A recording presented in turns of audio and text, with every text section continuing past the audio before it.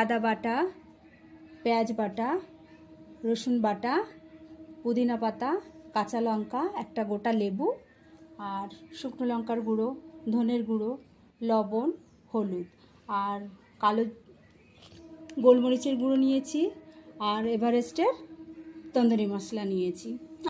আমি এখানে 1 KG pomfret মাছ নিয়েছি, আর সেই মশলা আগে যেগুলো দেখিয়েছি আপনাদের, এই মশলাগুলো ম্যারিনেট করে 1 ঘন্টা আমি রেখে দেব ফ্রিজের মধ্যে। আপনারা আপনাদের মতন টাইম বুঝে রেখে দেবেন, 10 মিনিট রাখতে পারেন, 15 মিনিট রাখতে পারেন।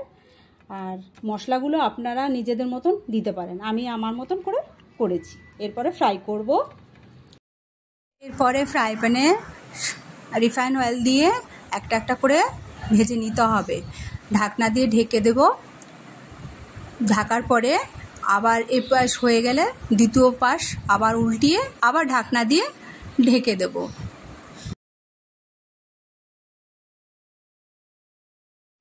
লিড খোলার পরে দেখলাম মাছগুলো মোটামুটি হয়ে গেছে। এবার এ পাশ উল্টিয়ে আবার ঢাকনা দিয়ে ঢেকে দেব।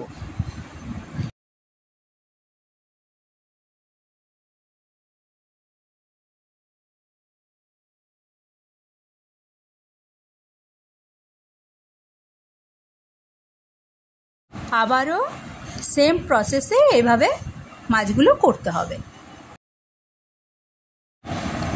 কাসুন্দি, টমেটো চাটনি, পুদিনা চাটনি এইভাবে গরম গরম সার্ভ করবেন, ভালো লাগবে।